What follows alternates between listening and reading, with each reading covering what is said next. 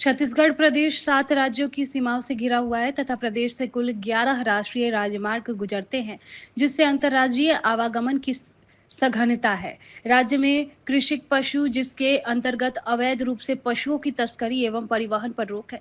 अंतर्राज्यीय सीमाओं पर प्रायः अवैध पशु तस्करी पर गृह विभाग द्वारा विधिवत कार्रवाई करते हुए गौवंशीय पशु जब्त किए जाते हैं। प्रदेश में निराश्रित घुमंतु गौवंशीय पशु बहुतायत में है। ऐसे में पशु खेतों में फसलों को नुकसान पहुंचाते हैं तथा उनके सड़कों में विचरण करने के कारण दुर्घटनाएं होती है, जिससे पशु के साथ साथ जनमानस को भी हानि होती है। निराश्रित घुमंतु एवं जब्त पशुओं को राज्य गौ सेवा आयोग अंतर्गत निकटस्थ पंजीकृत गौशाला में रखने का प्रावधान बनाया गया है। पंजीकृत गौशालाओं में क्षमता अनुसार पशु विस्थापित हो जाने के कारण वर्तमान में निराश्रित घुमंतु एवं जब्त पशुओं के संरक्षण एवं संवर्धन हेतु शासकीय भूमि में गौधाम स्थापित किए जाने के लिए राज्य सरकार ने आदेश जारी की है।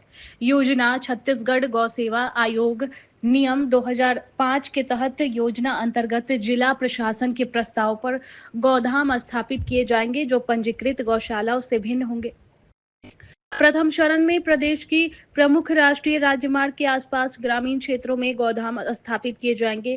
गौधाम में स्थानीय निकायों द्वारा निराश्रित घुमंतु गौवंशीय पशुओं तथा गृह विभाग द्वारा कृषि पशु परीक्षण अंतर्गत जब्त गौवंशीय पशुओं को ही विस्थापित किया जाएगा। गौधाम स्थापना हेतु भूमि ऐसी शासकीय भूमि जिसमें सुरक्षित वाड़ा, पशुओं के शेड, पर्याप्त पानी की सुविधा, बिजली की सुविधा उपलब्ध हो, में गौधाम की स्थापना की जाएगी।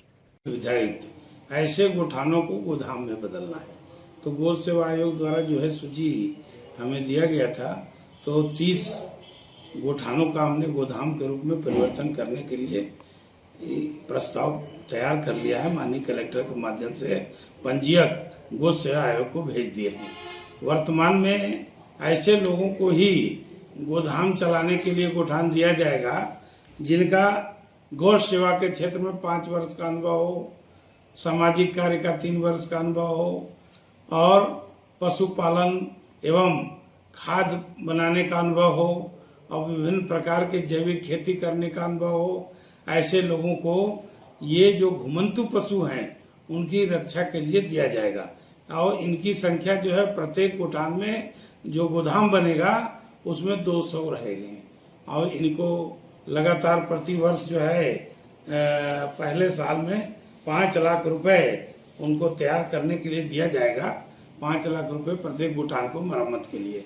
इसके बाद प्रथम वर्ष में 10 रुपए प्रतिदिन, 2000 प्रति माह और कुल मिलाकर के प्रतिदिन 7,30,000 रुपए जो है प्रथम वर्ष में उनको अनुदान प्राप्त होगा। द्वितीय वर्ष में 14 लाख रुपए 60,000, तृतीय वर्ष में 21,90,000 और चौथे साल में 25,55,000। तो इस तरह से ग्रेजुअली बढ़ता चला जाएगा। पहला साल 10 रुपए प्रतिदिन, दूसरा साल जो है 20 रुपए प्रतिदिन, तीसरा साल 30 रुपए प्रतिदिन और चौथे वर्ष में 35 रुपए प्रति दिवस।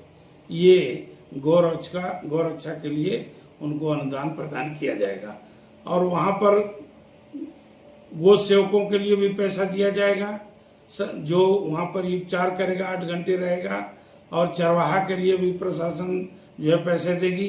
साथ ही साथ कृत्रिम गर्भाधान का कार्य जो है सेक्स सॉर्टेड के द्वारा संबंधित गोदाम में किया जाएगा। यदि 2 से 3 वर्षों में 20 लीटर वाले 10-20 बछिया भी तैयार हो गए तो संबंधित संस्था जो है दुग्ध सहकारी समिति से जुड़ जाएगा और बाजारों में दूध विक्रय कर स्वयं जो है अपना आय अर्जित करने लगेगा। तो धीरे धीरे जो है जो संस्था ले रही है, जो समूह ले रहा है, वो निश्चित तौर से ये जो हमारे घुमंतु पशु हैं रोजाना एक्सीडेंट होता है और इंजर्ड होते हैं, इससे बचेंगे और लगभग 1680 पशुधन सारंगगढ़ भिलाईगढ़ जिले के राष्ट्रीय नेशनल हाईवे रोड पर सरायपाली से लेकर के और भिलाईगढ़ तक रोडों में बैठे हुए हैं। इन लोगों को शिफ्टिंग करना बहुत जरूरी है और विद इन ए मंथ जो है ये गौ सेवा आयोग जो है लागू कर देगी। इसके बाद लोगों को लाभ मिलेगा और दुर्घटना से इसमें कमी आएगी और उसके कारण जो है पशु रक्षा भी होगा, मनुष्यों की भी रक्षा होगी।